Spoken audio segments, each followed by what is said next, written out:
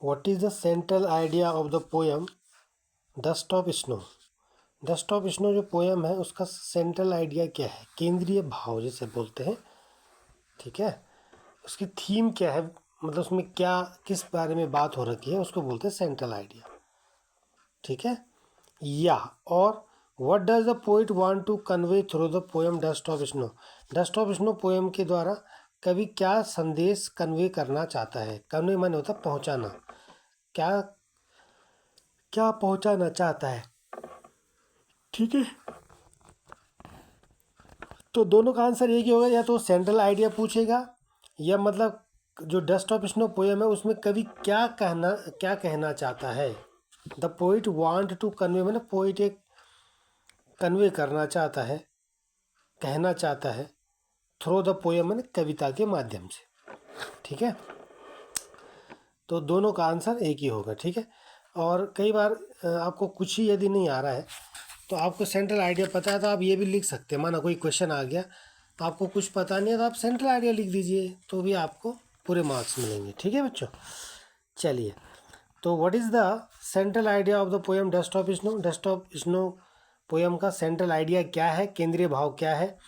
What does the poet want to convey through the poem dust of snow? Dust of snow poem के द्वारा कवि क्या कहना चाहता है? तो in the poem dust of snow poem में क्या होता है? The poet wants to convey, poet ये कहना चाहता है दैट कि समटाइम्स सर्टेन मोमेंट्स और actions which are simple have larger significance. यानी the poet wants to convey, यानी पोइट ये कहना चाहता है दैट कि समटाइम्स कभी कभी सर्टेन मोमेंट्स कुछ कुछ क्षण ऐसे होते हैं और एक्शंस या कुछ कार्य ऐसे होते हैं विच आर सिंपल, जो कि बहुत साधारण होते हैं, लार्जर सिग्निफिकेंस और क्या होते हैं, लार्जर सिग्निफिकेंस। और वो सिग्निफिकेंस माने होता है महत्व, मतलब वो काम कुछ कार्य या कुछ मोमेंट ऐसे होते हैं जो सिंपल तो होते हैं लेकिन हैव लार्जर सिग्निफिकेंस, लेकिन उनका महत्व बड़ा होता है, ठीक है। छोटे कार्य होते हैं लेकिन उनका महत्व बड़ा होता है।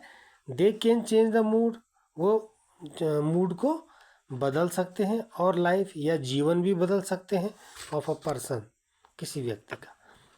वो किसी व्यक्ति के मूड को, उसकी मनोदशा को, ठीक है, या उसका जीवन भी बदल सकते हैं। कौन कौन बदल सकता है? वो जो सर्टेन मूवमेंट्स होते हैं, कुछ क्षण होते हैं या कुछ कार्य होते हैं जो कि सिंपल होते हैं, ठीक है। The way a crow shakes down dust of snow on the poet inspires and gives him the idea to shake off his depressive thoughts। यानी वो क्या कह रहा है कि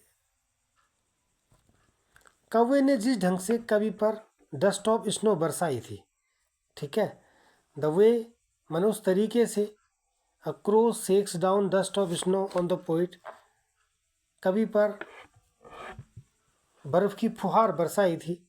इंस्पायर्स, वो ये उसको प्रेरणा देता है, एंड गिव्स हिम, और उसको देता है क्या? द आइडिया, एक विचार देता है, to shake off his depressive thoughts, अपने उदासी, वो जो डिप्रेसिव थॉट्स उसके थे, मतलब ऐसे विचार जो उसको डिप्रेस कर रहे थे, उसको उदास कर रहे थे। यानी कवि ने जिस ढंग से कवि पर बर्फ की फुहार बरसाई, उससे कवि को उदासी के विचार छोड़कर क्या होने लगा? बिकम चीयरफुल, वो प्रसन्न हो गया, एंड डू समथिंग यूजफुल, और कुछ उपयोगी कार्य करने के लिए वो इंस्पायर्ड हो गया, यानी कुछ उपयोगी कार्य करने की उसको प्रेरणा प्राप्त हुई। यानी कवि ने जिस ढंग से कवि पर बर्फ की फुहार बरसाई थी, उससे कवि का जो डिप्रेसिव थॉट था, यानी उसका जो उदास विचार थे, उसको छोड़ करके वो क्या करता है?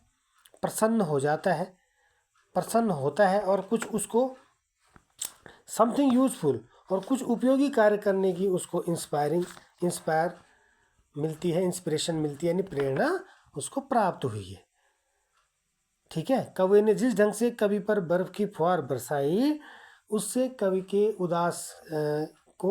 कवि को उदासी के जो विचार थे वो छोड़ करके प्रसन्न होने और कुछ उपयोगी कार्य करने की उसको प्रेरणा प्राप्त हुई थी।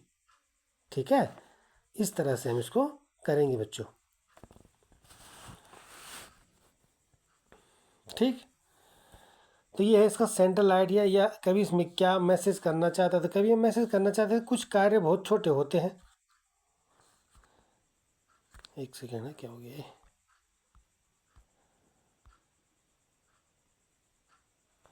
कुछ काम बहुत छोटे होते हैं but they have larger significance, लेकिन उनका महत्व तो बड़ा होता है। जैसे इसमें एक छोटा सा कार्य हुआ कि कौवे ने कभी पर बर्फ़ गिराया था, और जिस तरीके से गिराया था ये छोटा सा काम था, लेकिन इसका बहुत बड़ा महत्व था, लार्जर सिग्निफिकेंस था कि उससे कवि का मूड पूरी तरह से बदल गया था और वो कुछ कार्य करने की उसको प्रेरणा प्राप्त हुई थी, और उसके जो डिप्रेसिव थॉट्स थे, उसके जो उदासी के विचार थे, उनको छोड़ने की उसको प्रेरणा मिली थी, उससे वो इंस्पायर हुआ था।